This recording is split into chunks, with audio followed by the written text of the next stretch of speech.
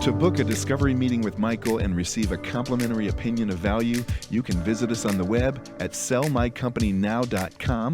That's sellmycompanynow.com, or call us at 855-637-2020. That's 855-637-2020.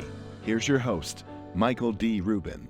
Welcome to episode 2 of Sell Your Company for Maximum Value. I'm the host, Michael D. Rubin, and today we've got 2 exciting guests in the studio. But before we go into that, if you didn't catch our pilot episode of Sell Your Company for Maximum Value, please take a look at that. We had Jenny, our CFO, in studio. We had Tom Lociato, our VP of Video Production. It was exciting to kick off the series, and now we've got episode 2. So we decided on episode 2 that we would cover the first 2 chapters of the book. Stop making the donuts, and timing is everything. So without further ado, I'd like to introduce my guests. First of all, we've got Todd Hutchinson here, our VP of Exit Strategy. Todd helps buyers and sellers in the firm. You're usually the first person they talk to, and Todd's been with us now about a year, but our relationship goes way back. Way back. So welcome to the show, Todd. Thank you. Glad to be here. Secondly, we've got one of my favorite clients I've ever had the privilege to serve. He's an awesome individual, high integrity. He's a serial entrepreneur. He's somebody that we hold dear in the firm, and we've become, I think, lifelong friends. We even went to Cabo last year together after the transaction. So John Weathers, the former owner of Massage Heights in Plano, Frisco, and McKinney. So welcome to the show, John. Thanks for having me, Mike. You bet. So Todd, take us back to when we first met, right? Take me back 20 years ago. We're in the same church. We're in the same life group together. It's just been an honor and privilege to just do life with you. Yeah, when we moved here in 2004, my wife and I and my young son at the time went to a birthday party, and your son was there. And we just got introduced to each other. We ended up, I think, going to the same church at the same time. And we built probably 2 or 3 churches together in McKinney. It's fun. I mean, from 20, 30 people to, up in... And then just the life groups that we've had together. Yes. Our wives going on prayer walks together. Our sons going to the same school together. It's just been the transformation that both of us have gone through in this time. You from starting the mergers and acquisitions and doing that, and just being able to see each other grow, being able to be there for each other in times that we needed each other. Unconditionally. Unconditionally. And so it's been a real blessing, and I think that's why it was so easy to write the foreword, because... So honored and blessed. Yeah, continue. I've read the foreword. I read it to Too Tall when you first wrote it, and he had tears in his eyes, and he was just looking at it. He was going, is the book this good? I said, I don't think it is. The acknowledgments are so much better, because you brag on the ability of my abilities and my heart and talk about the acknowledgement of what you went into, just in case someone doesn't read the book, in terms of what you see every day in the firm. No, it's been a privilege, because I get to be in the boardroom with you, right? And I get to see the magic that you create in that boardroom. I mean, we all know from your success that you are an A-tier salesman. You're an A-tier negotiator. You're a great poker player in the boardroom. And being able to watch every meeting that we do, whether it's a discovery meeting or a buyer-seller meeting or going into due diligence, I said in the foreword, there's nobody that I know that does what you do, and at the level that you do it at. Come on now. It's uncanny. I've been in the room where I've just sat back and kind of had to wow. Did he just do that? Right. So, but that's your business side, right? But your personal side is just as impressive, right? So one of my favorite passages, a tree is known by its fruit, right? And so I know you're extremely talented in the boardroom and your professional life because of your personal life, and because what I've seen from you personally as a man, your beautiful, loving wife, your 25 plus years of marriage, your kids and their success now with their marriage and building their families. Like, a tree is known by its fruit. That's all you have to look at. And so it's been my honor to be a part of it. And so writing the foreword was easy, because I was excited to brag on you. I don't know what to say. I mean, you're as impressively high integrity. You're the same way. You're like, we're from the same maybe elk, You're high integrity. You deeply care about people. We like to say at the firm, if it doesn't bless the seller and the buyer, if it's not a win-win-win, we don't even want to be involved. Yeah. And you've seen that, and you operate that way with me. And so for me, it's an honor to have you as my right hand in the firm, to have you to rely on when we're overloaded with buyers and sellers, because we're getting really busy. Now, folks, is a great time to get a value on your company and see if you want to sell. And speaking of that, our next guest, the guest I introduced just a second ago, I'm about to turn it over to you, John. You and I met, I don't know, 5-6 years ago, and I think I simply said, "Would you?" I looked you up. I got a massage at one of the massage heights, and it was fantastic. And I always asked for the owner, because that's what I do. And they said, "His name's John Weathers. Here's his number." And I called you.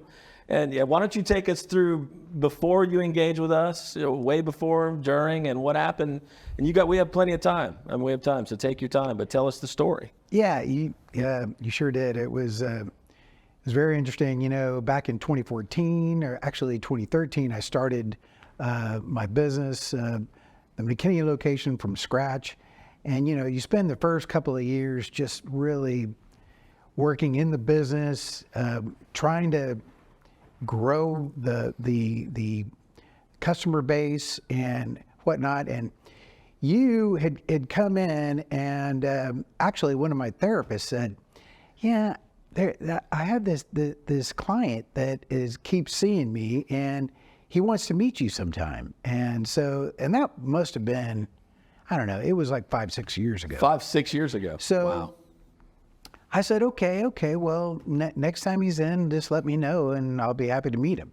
So a couple weeks later, sure enough, you came in, and I think it was Veronica was my therapist. Right. She came and said, "Fantastic. John, here, I'd like to introduce you to Michael Rubin." And so we said hello, and from then you're like, "Hey, let me buy you lunch sometime." So I feel like I do that professionally, by the way, buy people lunch, but go ahead. That's right. So I said, sure, and you went off into your massage, and then what along after that we had our first lunch. We had sushi, Mike's favorite place. I think it might be yours as well. I mean, you sure ate a lot of sushi that day. Yes, well, I knew he was buying. So, oh, that's what it was. So I had to maximize my opportunity there. You're talking about maximizing company value. Yes. I'm maximizing my opportunities in lunch. Fantastic. But yeah, and so over the years, we had lunch probably, I don't know, every couple of months for 5 or 6 years. Yeah, it was like 4 or 5 for sure. Yeah. Because I was thinking, is this guy ever going to list his business with me? Or maybe I just made a friend, because I really enjoyed spending time with you. Actually, my business started taking off, and I was doing really well. I was very fortunate and blessed. And Mike kept trying to get me to partner with him. That's okay. That's because I was super impressed with your business. Yeah. You built an empire in Plano, Frisco, and McKinney. Yeah. You had 2,100 people paying $59 a month on credit cards, getting unbelievable service from their massage therapist. And I believe you had 55 or 60 massage therapists and front desk people and employees. Yeah. It was a big operation. Yeah. It was a bigger operation. So I was impressed. And at one point I thought, hey, maybe I could be the sales coach and a partner. I remember we had a short discussion. That's exactly right. And there was no doubt in my mind that you could maximize the sales skills and improve the sales skills of my staff. But anyway, those were fun times. And so as we went along there, I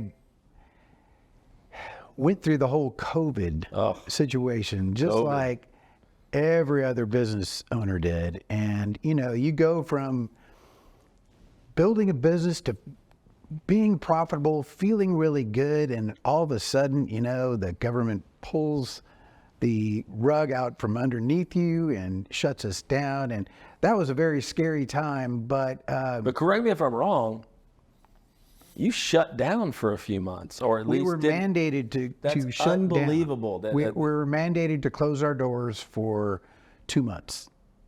And that was very scary, because your rent and Sure. the bills keep coming. Sure. However, you're not growing your business. 3 locations had to be $35,000 a month in rent. Unbelievable. Exactly. Yeah. And so, anyway, when we came back from COVID, it was a struggle to start hitting on all 8 cylinders again. Sure. But after several months, the world opened back up again. Clients started coming back in. Sunshine was out. The sun was shining, and we maximized our revenue and our profits. And Mike kept calling me, and he said, "So, what do you think?" And I said, I think I'm ready to see what we can do, what we can get for this. So it was the right time. One of the chapters we wrote was timing. It was the right time. I had, when I started the business, I had kind of thought, around 10 to 15 years that I would build it and then sell it from there. It was just right at 10 years.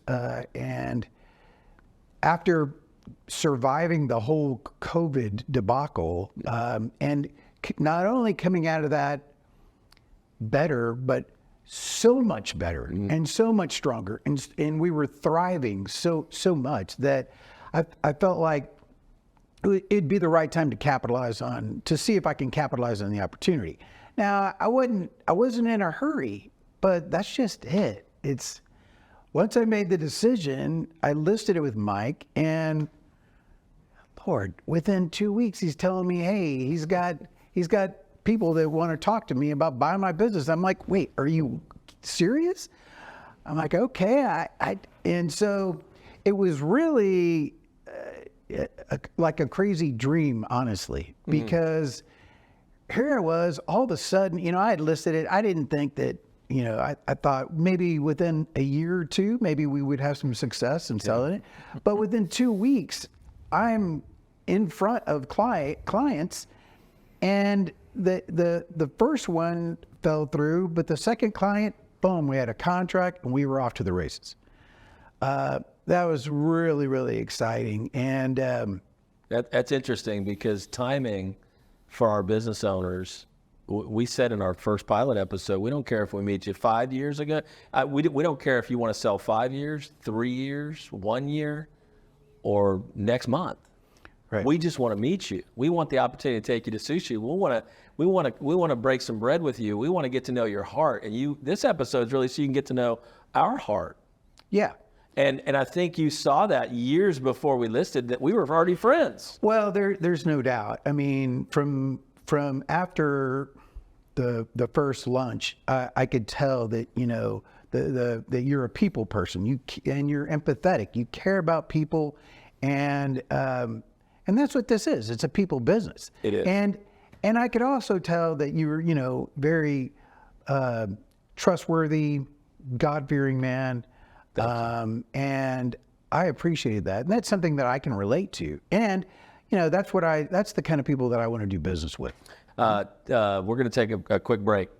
To book a discovery meeting with Michael and receive a complimentary opinion of value, you can visit us on the web at sellmycompanynow.com. That's sellmycompanynow.com, or call us at 855-637-2020. That's 855-637-2020.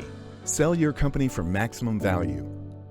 You've introduced me to sellers, buyers. A guy named Todd's bought, 2, 3, 4, 5 other companies. A seller that you introduced me out of San Antonio, much bigger. I mean, after the closing, before we go to after, speak to us about how much there's a little fear at first when you take your largest asset you built over 10 years.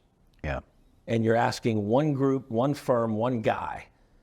It's like an athlete with a sports agent. Get me to the Seattle Seahawks as I'm on the Jets. Here you go. Talk to us a second about how much fear and how that turned into faith. Right. Well, I see it with every client. It did cause a lot of anxiety and fear for me because, I've had employees that were working with me from day one that that have never left. And so when I'm talking about selling a business, you know, you're talking about a family. It's almost your second family, the people that you do business with. And I wanted to make sure that I was leaving it in good hands. And yeah, I was nervous about the transaction, but you know, working with you helped me feel right at ease and helped be more confident about what I was doing and about the transaction process. And not only that, the clients, the buyers, you put them right at ease right from the get-go. Well, we like to think of ourselves as a one-stop shop, meaning if you need a loan, whether it be SBA or conventional, you need a lawyer to make sure that the deal actually closes, dot the I's and cross the T's. We bring all that together, and you saw a deal team. We call it the championship deal team now. We do videos. You were the last deal we did without a video. We started videos right after your transaction. We've done 13 videos, sold 11 companies right after your transaction. What was that, 2001? We closed your transaction? You remember what year? 21? 21. Actually, it was January of 22. January 22. Closed it right after. It was the end of 21. I remember it rolled over to January 6th. That's right. We found the perfect buyer, which is coming up in another chapter in a few episodes from now. And that's a God thing. You know, it's interesting. We put a company like yours, and I got to brag on you for a second. During COVID, you offered a free massage to everyone that it was shut down. Yeah. You said, look, stick with me and I'll give you a free massage. Right. Genius, bro. Genius. That was unbelievable. That's the heart. That's the kind of heart we have at our firm. Sometimes we'll lower our fee at the end, or we'll do this, or we'll do that, because we want to make a deal. We're deal makers, not deal breakers. You wanted to maintain through this incredibly once-in-a-100-year challenge in the United States of America, where massage retreats are shut down. You had 60 employees, you had 30, 40,000 in rent, and you said to every client, all 2,000 of them, stick with me, I'll give you a free massage. That blew my mind, by the way. Secondly, here's what else blew my mind, and when I really fell in love with you. Don't take that the wrong way. Not at the celebration dinner, right across the street at Three Forks with your lovely wife. That was awesome. We do a celebration dinner for every client once we close. That was great. But what really, really, really blew me away was when you called. You remember when you called me the day of closing? You remember what you said to me? You were blown away. See, John here, like maybe you have a management staff in place. He had a general manager and a manager at each one of his 3 retreats. That's 4 managers. And when he sold, he at least 5 times said to me, how do I take care of my family? I'm really concerned about my family. When do I tell my family? When do I tell my family? When do I tell my employees? Do you remember when you called me right after that meeting? Because I coach all my entrepreneurs on that. And you said to me, they cried. Oh, yeah. Yeah. That touches my heart. The night of the closing, I called my retreat directors in for a meeting at a restaurant, and it was a love-hate thing. It was. It was a love thing. They didn't hate you because they loved you. Well, what I mean is, I was really excited that we had just completed this transaction. Sure. And I was excited to hand off my amazing team to the new owners. But at the same time, my team was very sad and upset. You know, it's part of the unknown when you don't know who the new owners are, and you've worked with me for so long. That was very touching for me. But you gave me some great advice, and I don't remember what that was. And well, you just said be real. You said be myself and talk from the heart. And that's what I did, and it worked out great. Perfect. Not long after I brought that to their attention, they were like, well, when are we going to meet the new owners? I said, right now. They're in the parking lot. And here they are. That's right. Right. So, it has to be done the right way. You know, there's a whole chapter in the book about closing transition. We're going to get to that in this podcast, in the show. How do you do it? You know, transition. How do you, after closing, right at closing, how do you announce it to your employees? It's extremely important. You want to wreck a company, tell them everything is going to change. That's right. The comp's going to change. The ownership's change. They will be looking for a job at noon. Before lunch, they will be looking for. It's like human behavior. It's natural reaction. It's survival. It's like, oh, I got to get a new job. So it's got to be done the right way, and you need the right coaching. So I'm glad that you mentioned that. Yeah, and in my case, they had. My retreat directors had a lot of confidence in what they were doing, and we were growing leaps and bounds, and we were very profitable and successful. And they had very solid teams, and so the first question is, oh my gosh, what are the new owners going to do? Right. What's going to happen? And I said, once you meet the new owners, I've gotten to know them, and Mike is talked to them extensively, and they weren't interested in coming in and changing things. They wanted to take our system, take our successes, and try to grow with it from there. Sure. And I said, they're great people, and they are great people, and all my retreat directors grew to love them as well. Awesome. So let's move on and talk about, what are you doing today? What's going on now? I mean, the last chapter of the book is, where are they now? Like, what the next season of your life is what it's entitled. The next season. What's the next season look for you right now? I know there's some in real estate stuff going on. Yeah. So what are you doing now? Once I sold the business, I got back into real estate investing. I have several rental houses that I manage and run, and I also like flipping houses, and so you see all those TV shows on the weekends about fix this property up, and I got into that, and that's really exciting. It's fun. It allows me to work on projects that are productive and take something that is not so nice looking and really make it something special. In terms of real estate, kind of like what you do in business. You start businesses, then they're not doing so well, and you have to work on them. But then when you're able to flip that property, like I was able to flip this business, it's such a worthwhile thing. Every single time. Every time I do it, I look around and look at the property, and the buyers come in, and I love just seeing the looks on the buyers' faces when they come into their new property. It's really rewarding. So that's been fun. Good for you. And you're doing a little futures. You're doing a little trading. Yeah. A little day trading. About 6 months ago, I got into futures trading. That's great. It's really exciting too. It only takes a couple hours a day, and I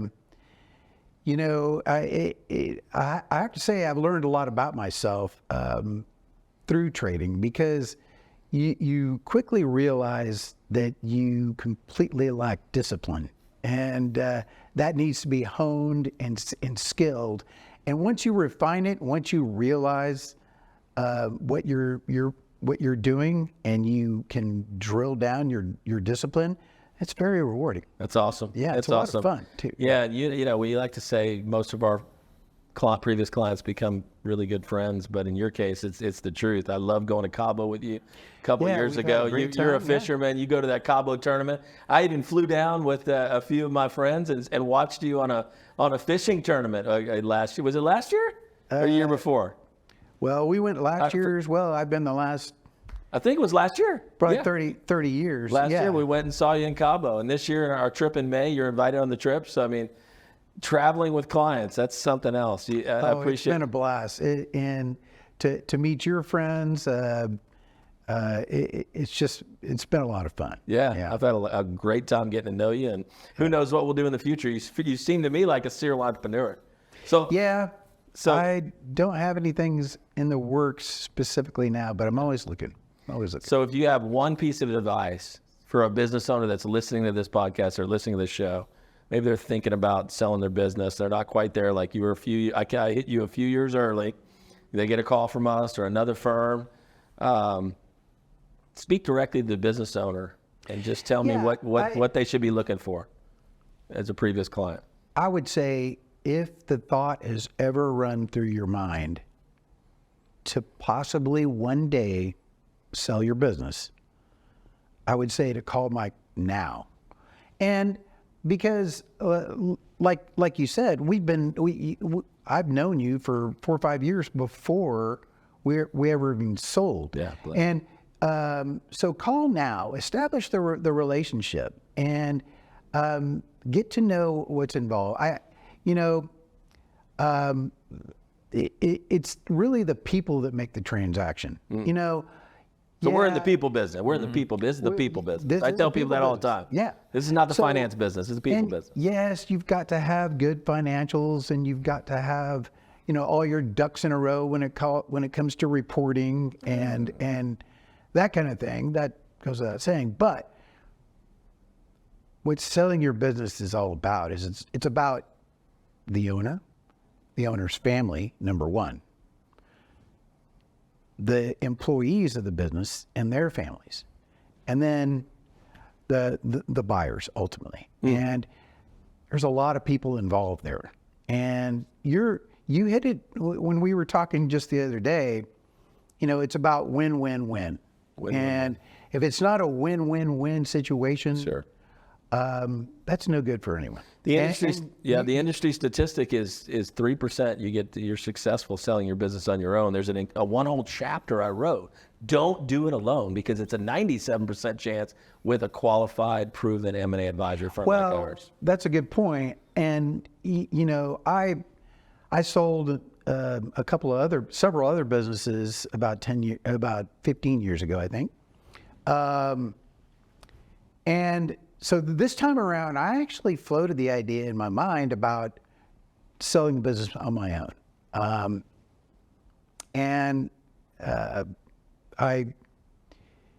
After I met you, actually, I quickly let that thought run out of my mind and said, no, I'm just going to go with Mike. Appreciate that. And I had used another firm 15, 20 years ago to sell my first several businesses. But it was the connection that you and I had, and the comfort, trust, and trust that I felt, this is the way to go. Awesome. But not only that, when you sell your own business, there's not that credibility factor that you have with the buyers. We call it the buffer in the middle. You have to have a buffer in the middle to be the matchmaker. Someone that takes the bad news from the sell side and the bad news from the buy side. We're going to move on. John, that was incredible. I can't tell you how honored and privileged that I was to serve you. And thank you for coming in and sharing your time and consideration on the show. It's been my pleasure. Thank you so much. So Todd, as we listen to John's story about before, during, after the sale, for a year, you've seen people in and out of the boardroom. Timing's all over the place, right? Sometimes they're ready, sometimes they're not. Yeah, absolutely. I think John's correct. Don't hesitate. If you do have that one thought that you're going to sell your company, you have to meet with us to discuss that. Part of my title is exit strategy. Right. So we cover a lot of that in our initial discovery meetings on what it looks like to sell your business, how long it takes, what it looks like after your business. So the sooner the better if you have that thought that you do want to sell your company for maximum value. Perfect. So we covered chapter 1 and chapter 2. Stop making the donuts. I think that's 3 or 4 pages long. Then we went on to chapter 2. Timing is everything. For you, the timing was a few years after we met, 3 or 4 or 5 years after we met, and that's fine. We still want to meet you if you're a business owner. We'll talk about that in a second. So next week on podcast number 3, we're going to cover the next 2 chapters, which is don't do it alone. We got a warning from John just a second ago. Do not do it alone. It's a very small percent chance. People think I'm going to save a fee. Well, you really cost yourself dearly, in that there's a 97% chance it won't sell without a buffer in the middle. And if you don't use MDR Associates, we have other firms we can refer you to that you can use in town that are great firms. But don't do it alone. And then the next chapter is going to be select the right M&A firm. And we're going to go into what questions you need to ask as you're interviewing M&A firms. What questions as a business owner you need to ask to select the right firm to sell your biggest asset, which is your business. So that's a wrap. That's episode 2. If you're a business owner and you're looking to sell your business, that's not the question, right? The question is, do you want a free value, a complimentary opinion of a value, so you know if you want to sell your business? That's the question. The question is not if you want to sell, it's do you know how much you're worth? Till next episode, I'm Michael Rubin. Be blessed. Hey, thanks for tuning in. You can find this podcast on YouTube, Apple, Spotify, or Facebook. Until next week, I'm Michael Rubin as your host. Be blessed. To book a discovery meeting with Michael and receive a complimentary opinion of value, you can visit us on the web at sellmycompanynow.com. That's sellmycompanynow.com, or call us at 855-637-2020. That's 855-637-2020. Sell your company for maximum value.